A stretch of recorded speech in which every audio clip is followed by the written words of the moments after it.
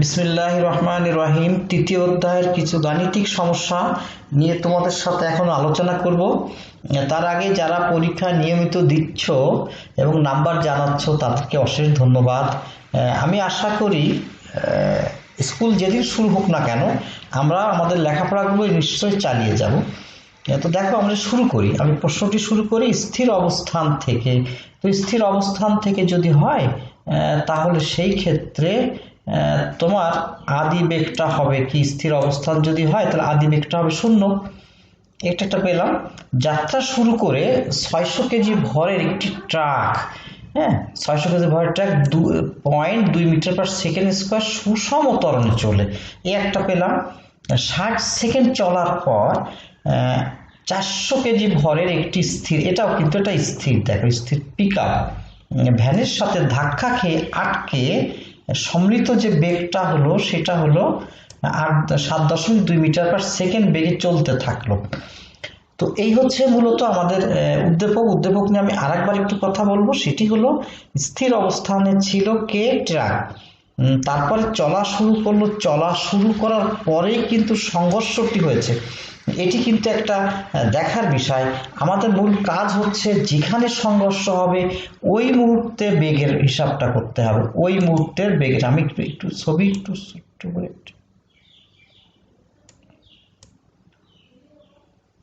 দেখো, এই জায়গা মনে করেন এখান থেকে সে চলা শুরু করেছে, এখানে বেগ যা থাকে আমার দেখার বিষয় না। আর একটা বস্তু এখান থেকে বেগ শুরু করেছে, চলা শুরু করেছে, এই স্টার্টিং পয়েন্ট কারো দেখার উদ্দেশ্য আমার না, এরও স্টার্টিং পয়েন্ট দেখার উদ্দেশ্য আমার না। আমার দেখতে হবে ঠিক সংঘর্ষের মুহূর্তের যে অবস্থাটি, এই যে সংঘর্ষের মুহূর্তের যে অবস্থাটি, এই জায়গা সংঘর্ষের মুহূর্তে যে অবস্থা, এই জায়গায় আমি দেখব যে কি ঘটে। তো এই জায়গায় লক্ষ্য করো, এই জায়গাটা খুব গভীরভাবে লক্ষ্য করতে হবে। আমি একদিনে যদি একটা হয় বা দুটো অঙ্ক হয় কোনো অসুবিধা নেই, কিন্তু সেটা বুঝে নিতে হবে।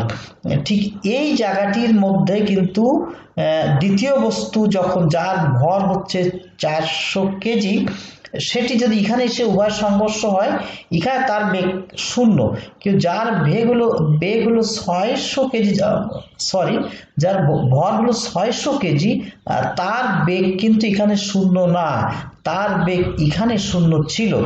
সুতরাং এটা কিন্তু এখানে দেখতে হবে। আমি উদ্দীপকটাকে নিয়ে একটু গভীরভাবে তোমাদের দেখাবো। আরেকটা হলো এখানে যা চাচ্ছে উদ্দীপকের ঘটনাটি ভরবেগের সংরক্ষণ নীতির সাথে সাংঘর্ষিক কিনা, অর্থাৎ ভরবেগের যে স্থিতিশীল নীতি, ভরবেগের যে সংরক্ষণশীল নীতি তাকে সাপোর্ট করে কিনা। এটি কাজ হবে সংঘর্ষের পূর্বে উভয়ের ভরবেগের সমষ্টি বের করতে হবে, আর সংঘর্ষের পরে উভয়ের ভরবেগের সমষ্টি বের করতে হবে। যদি সমান হয় তাহলে ভরবেগের নীতিকে সমর্থন করবে, আর সমান না হলে নিশ্চয়ই ভরবেগের নীতিকে সমর্থন করবে না। একে একে আমরা সেটি দেখতে থাকবো এখন। ধন্যবাদ। আমি এখন এটা একটু মুছে দিই তোমাদের বোঝানোর জন্য। আমার এখানে লিখতে হয়, এখানে এটা তৈরি করা হয়েছে বোর্ডের মতো করে যাতে লেখা যায়।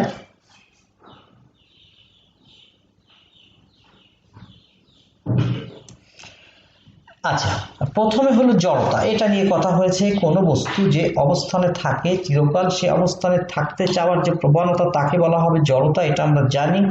আমি খ নিয়ে একটু কথা বলবো। ক্ষয়ের প্রশ্নটি বেশ জরুরি হয়। 10 নিউটন বল বলতে কি বোঝায় সেটি আমরা দেখব। তো 10 নিউটন বল বলতে 2 রকম সংজ্ঞা দেওয়া যায়, 3 রকম দেওয়া যায়, 4 রকম দেওয়া যায়, বহু প্রকারের সংজ্ঞা দেওয়া যায়। আমি দুটো সংজ্ঞা এখানে ইন্ডিকেট করেছি। 1 কেজি ভরের কোনো বস্তুর উপরে 10 মিটার পার সেকেন্ড স্কোয়ার ত্বরণ সৃষ্টি করতে হবে। অর্থাৎ 1 কেজি ভরের একটা বস্তু মনে করো স্থির অবস্থায় আছে, ধরেই দাও, এবং তাকে বল প্রয়োগ করে, যে পরিমাণ বল প্রয়োগ করলে 10 মিটার পার সেকেন্ড স্কোয়ার ত্বরণ হয়, তার 10 মিটার পার সেকেন্ড স্কোয়ার ত্বরণ হয়, ওই বলকে বলা হবে তার তোমার 10 নিউটন বল। আরেকবার বলি, 1 কেজি ভরের কোনো বস্তুর উপরে, দেখো বস্তুর ভর হচ্ছে 1 কেজি, তার উপরে 10 মিটার পার সেকেন্ড স্কোয়ার ত্বরণ সৃষ্টি করতে হবে। তাহলে 1 গুণ 10 মানে 10। তাহলে যে বল প্রয়োগ করলে এই ত্বরণটি হবে তাকে বলা হবে 10 নিউটন বল। বিপরীত ক্রমে যদি বস্তুর ভর 10 কেজি থাকে এবং সেক্ষেত্রে ত্বরণ সৃষ্টি করতে হবে 1, তাহলে কত হলো 10 একে 10। আবার যদি বলো বস্তুর ভর যদি 5 কেজি থাকে ত্বরণ সৃষ্টি করতে হবে 2, 5 দুগুণ 10। বস্তুর ভর যদি 20 কেজি থাকে ত্বরণ হবে হাফ, 20 গুণ হাফ 10। এইভাবে তুমি সংজ্ঞাগুলো দিতে পারো। তবে আমি বলবো সংজ্ঞা দিতে গেলে এটা দুটো নিয়মের বাইরে দেওয়ার দরকার নেই। বস্তুর ভরকে 1 কেজি ধরো, ত্বরণ 10 কেজি বানাও। বস্তুর ভরকে 10 কেজি ধরো, ত্বরণ 1 কেজি বানাও। নিশ্চয়ই বুঝতে পেরেছে। আচ্ছা, এবার আমরা যাই হলো গ নাম্বারে। ট্রাকটি পিকআপ ভ্যানের সাথে ধাক্কা খাওয়ার পূর্বে কত দূরত্ব অতিক্রম করবে? এস। এখন ট্রাকের দূরত্ব চাচ্ছে, বলো এবার। ট্রাকের আদিবেগ u=0। ট্রাক চলেছে কতটুকু পথ? সেটা হলো 60 সেকেন্ড সময় চলেছে। তার ত্বরণ ছিল কত? 0.2। দেখো, ট্রাকের আদিবেগ u=0, তার সময় চলেছে সে 60 সেকেন্ড, তার ত্বরণ ছিল 0.2 মিটার পার সেকেন্ড স্কোয়ার। সে কত দূরত্ব যাবে? এস ইকুয়াল টু সূত্র, তাহলে S equal to U T plus half A T square. এখানে মান বসিয়ে দিলে তোমরা জানো, এটা নিয়ে আমি কথা বলবো না। আমি যে অংশটা নিয়ে কথা বলবো সেটি হলো, দেখো ঘ। আমি এখানে বলেছি যে ঠিক সংঘর্ষের মুহূর্তে, আমি এখানে ছবিটিকে আরেকবার একটু দেখাই, আমার পেন্সিল দিয়ে ছবিটাকে আরেকবার একটু দেখাই।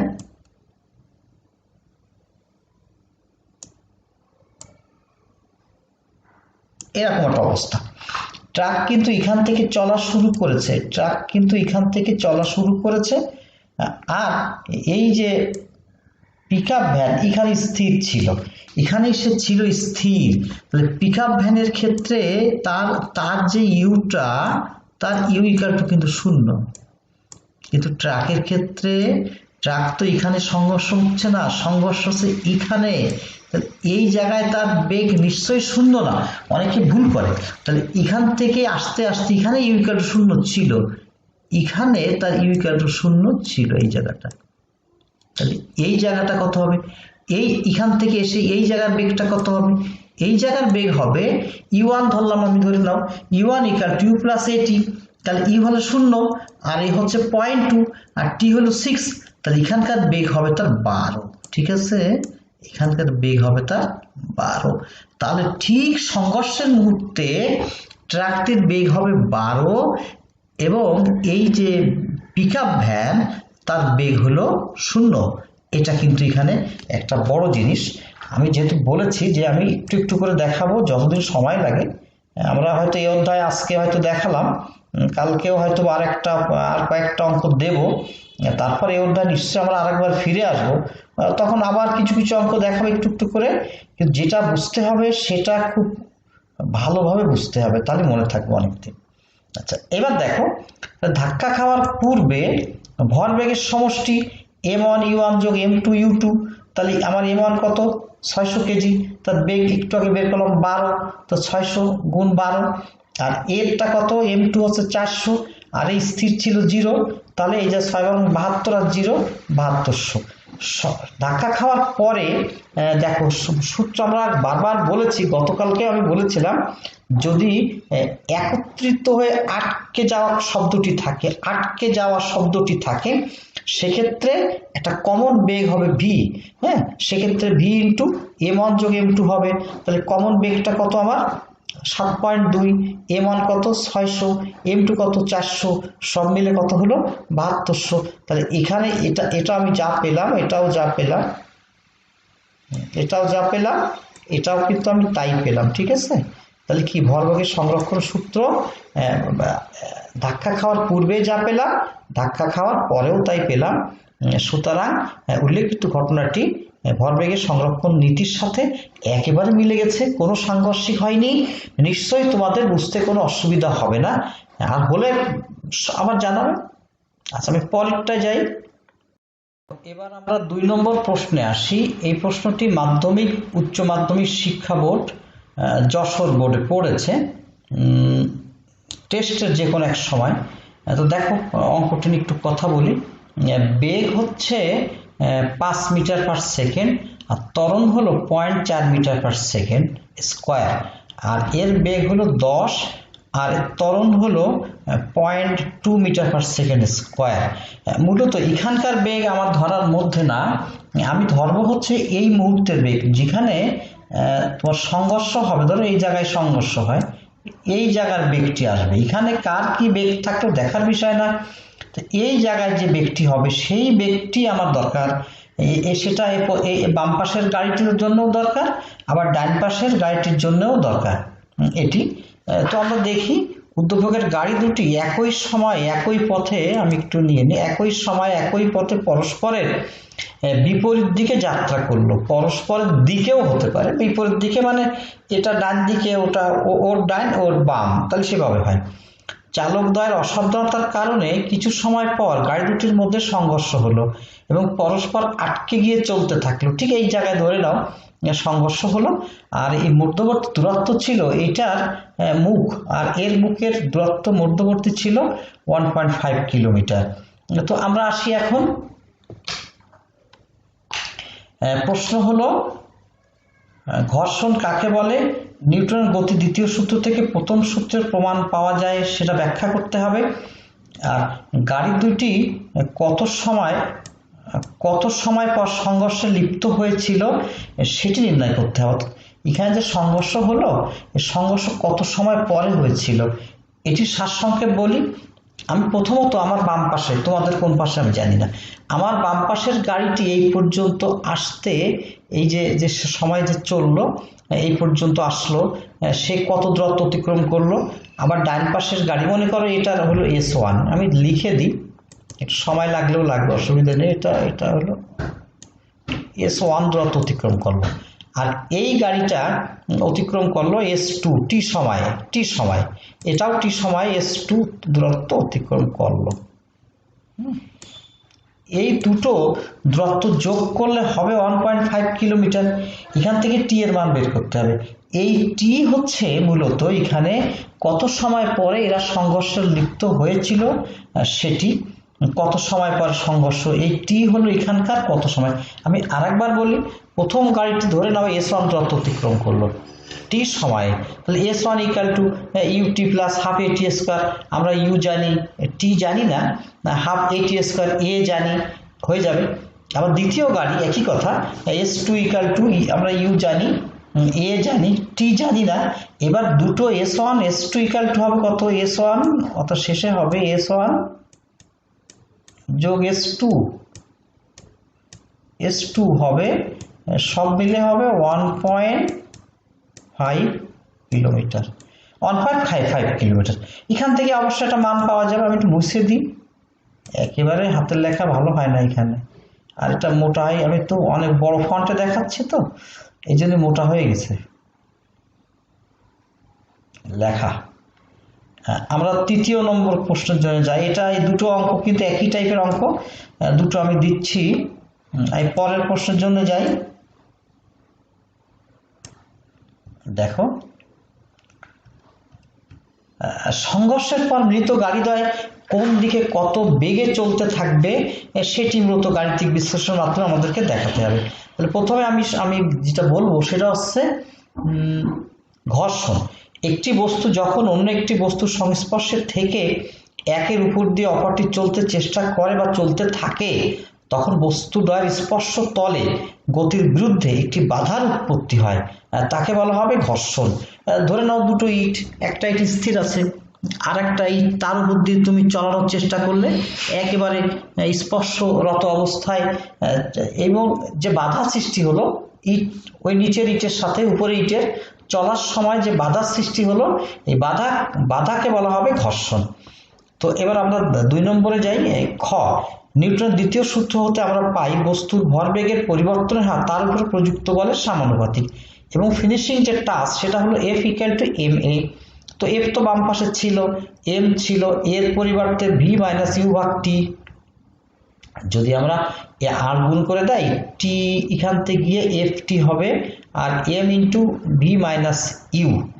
এখন যদি বাহ্যিক বল প্রযুক্ত না হয় তাহলে F ইকুয়াল টু 0 হয়ে যাবে, F ইকুয়াল টু 0 হয়ে যাবে। তাহলে F ইকুয়াল টু 0 হয়, বল প্রয়োগ হয়নি, তাহলে F এর সাথে T 0 হয়ে যাবে। সুতরাং এই পাশে সম্পূর্ণ, একটা পাশ সম্পূর্ণ 0, বাকি থাকলো m into v minus u equal to t. কিন্তু বস্তুর ভর m কখনো 0 হতে পারবে না, বস্তুর ভর যদি শূন্য হয় তাহলে বস্তুই থাকে না, সেক্ষেত্রে এমটা নট ইকাল টু শূন্য, সুতরাং V minus U equal to শূন্য, অর্থাৎ বি ইকাল টু ইউ। সুতরাং তাহলে কি বোঝা গেল, আদি বেগও যা শেষ বেগও তাই, অর্থাৎ বাহ্যিক বল প্রযুক্ত না হলে স্থির বস্তু চিরকাল স্থির থাকবে এবং গতিশীল বস্তু চিরকাল গতিশীল থাকবে। এটি হচ্ছে নিউটনের প্রথম সূত্র।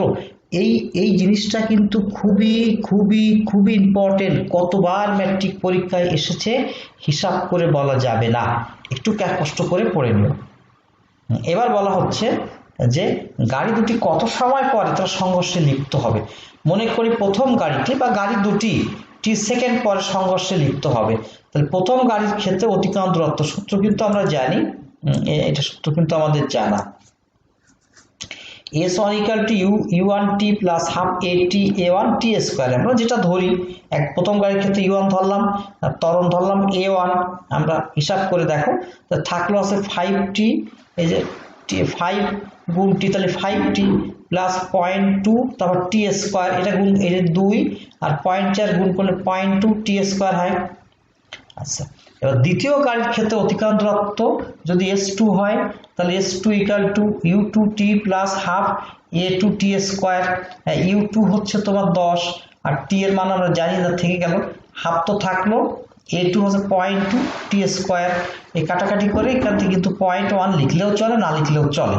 এবার লক্ষ্য করো যে গাড়ি দ্বারা মধ্যবর্তী দূরত্ব আছে 1.5 কিলোমিটার।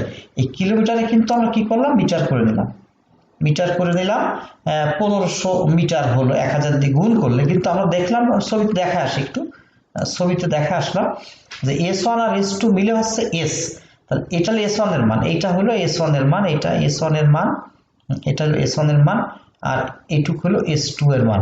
এ দুটো যোগ করলে হলো তোমার 1500। দ্যাট ইজ, দেখো এখানে যা হয়, তাহলে 0.1 আর 0.2 মিলে 0.3 t স্কোয়ার। আরেকবার বলি, 0.2 আর 0.1 মিলে 0.3 t স্কোয়ার, আর এখানে 5t আর 10t মিলে 15t, আর এখানে এই যে 1500 ওই পাশে মাইনাস করে নিয়ে গেলাম। পয়েন্টটি দিয়ে আমরা যদি উভয় পক্ষকে ভাগ করে দেয়, 0.3 t square plus 15t minus 1500 equal to 0। এবারে 0.3 দিয়ে যদি আমরা ভাগ করে দেয়, 0.3 দিয়ে, তো 0.3 দিয়ে এর ভাগ করলে হয় t স্কোয়ার, আর এর ভাগ করলে হয় কিন্তু হলো 50t। 0.3 দিয়ে ভাগ করে দেখো, 3 5 15, 50t হয়। আর এরও 0.3 দিয়ে ভাগ করলে হয় 5000। তোমরা একটু ক্যালকুলেটর দিয়ে ভাগ করে দেখো, অর্থাৎ পয়েন্টটি কমান নেব অথবা পয়েন্টটি ভাগ করবো, যা করো অসুবিধা নেই। এবার এই 5000 ভাঙিয়ে তোমাকে তৈরি করতে হবে 50। তো আমরা জানি -50 প্লাস 1000, এই 100 আর এই 50 গুণ করলে হয় কিন্তু 5000।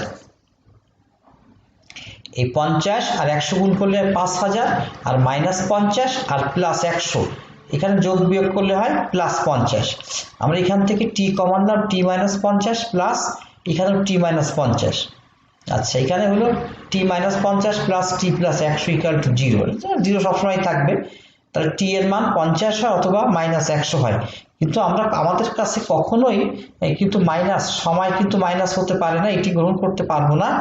তাহলে গাড়িদ্বয় মূলত 50 সেকেন্ড পর পরস্পরের সাথে মিলিত হতে পারবে বা মিলিত হবে, এটি হলো এখানকার বিষয়। যাই হোক, এবার আমি দেখি যে, এবার দেখো তাহলে বোঝা গেল, আমি ছবিটা দেখাই।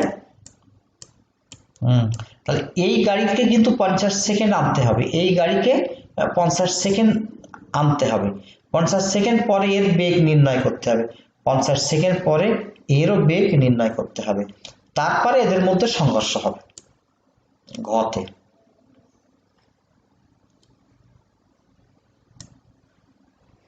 আচ্ছা, যেহেতু গাড়িদ্বয় পরস্পরের সাথে অভিমুখে গতিশীল, তাই প্রথম গাড়ির বেগ ধনাত্মক এবং দ্বিতীয় গাড়ির বেগ ঋণাত্মক। তবে ধনাত্মক বা ঋণাত্মক কোনটি হবে সেটি বেগ নির্ণয় করে পর বোঝা যাবে। প্রথম গাড়ির ক্ষেত্রে বেগ হলো তোমার 25, আর সংঘর্ষের পূর্বে দ্বিতীয় গাড়ির বেগ হলো 20। এখন আমরা দেখব যে 25-এর সাথে যদি প্রথম যে গাড়িটি তার ভর ছিল 800, তাহলে 25-এর সাথে 800 গুণ করলে কত হয়, আমি একটু দেখি। কেন ধরবো তার ব্যাখ্যা আছে একটা। 800, তার সাথে গুণ দিলাম 25, এর ভরবেগ পাওয়া যাবে। 8 25 কত? 200, 200, তাহলে এখানে হলো আরো 4টা শূন্য, 2 এর পরে 4টা শূন্য, 20,000। আচ্ছা দেখি এর কত হয়। এর এর ভর হলো 500, তাহলে 20, এর বেগ হলো 20, আর এর ভর ছিল 500 দ্বিতীয় গাড়ি, 500, তাহলে 5 দুগুণ 10, 10,000। তাহলে ভরবেগ এটার বেশি, এর এর এর এর ভরবেগ হলো বেশি, এর হলো 20,000 আর এর হলো 10,000। তা সেই ক্ষেত্রে এই জন্য এই ভরবেগ যেহেতু বেশি, এই জন্য এর যে বেগ 25 এটাকে ধনাত্মক ধরা হবে, আর এর যে বেগ 20 এটাকে ঋণাত্মক ধরা হবে। আমি আরেকবার পরিচ্ছন্ন করে বলি, সংঘর্ষের পূর্বে প্রথম যে গাড়ি তার বেগ হচ্ছে 25 সংঘর্ষের পূর্বে, আর দ্বিতীয় গাড়ি তার বেগ হলো 20, তাহলে এর ভর হলো 800, 800 গুণ 25 করলে হয় 8 25 220,000, আর এর ভর হলো 500, তাহলে 500 গুণ 20 করলে 10,000। এর ভরবেগ বেশি, যার ভরবেগ বেশি সেই কিন্তু আরেকটা গাড়িকে সামনে ঠেলে নিয়ে চলে যাবে। এই ক্ষেত্রে যার ভরবেগ কম সেই গাড়িকে ঋণাত্মক ধরতে হবে। এই জন্য প্রথম গাড়িকে ধরা হয়েছে ধনাত্মক আর দ্বিতীয় গাড়িকে ধরা হয়েছে ঋণাত্মক। এটা কিন্তু ইচ্ছা মতো ধরা যাবে না, এটা হলো হিসাবের ব্যাপার। আমি এতক্ষণ ধরে যে কথাগুলি বললাম ওই হিসাবটা তোমাকে মনে মনে করে নিতে হবে। হিসাবটা যদি তুমি না করো তাহলে কিন্তু তোমার সব ভুল হয়ে যাবে। যাই হোক, নিশ্চয়ই বুঝতে পেরেছ যে দুটো গাড়ির ভরবেগ গুণ করে যার ভরবেগ ছোট হবে, কম হবে, তার আগে একটা মাইনাস চিহ্ন বসাতে হবে। তো সেটি ঠিক আছে। এখন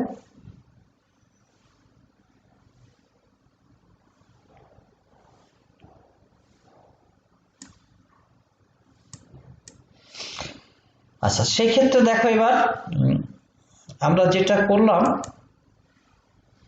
তো এটা আমরা প্রথমকে কেন ধনাত্মক ধরলাম নিশ্চয়ই তার ব্যাখ্যা তুমি পেয়েছো,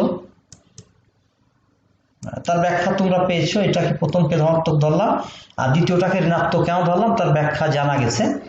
তো এখন দেখো সংঘর্ষের পূর্বে প্রথম গাড়ির বেগ। এবার দেখো কেন বলেছি সংঘর্ষ হচ্ছে খানিকটা যে, তো খানিকটা যে বেগটা প্রাপ্ত হচ্ছে সেটাকে u1 ধরলাম আমরা। তাহলে বেগটা হলো u plus a1t 25 meter per second. আবার সংঘর্ষের পূর্বে দ্বিতীয় গাড়ির বেগ সেটি u2 = 20, তাহলে ভরবেগ এটার ভরবেগ বেশি, এটার ভরবেগ কম, একটু আগে দেখানো হলো। আচ্ছা, এই জন্যে এই 20-এর আগে একটা মাইনাস চিহ্ন, এটা কিন্তু না দিলে অঙ্কটি একেবারে লস হয়ে যাবে। এটা কিন্তু দিতেই হবে, 20-এর আগে একটা মাইনাস চিহ্ন না দিলে অঙ্কটি কিন্তু হবে না।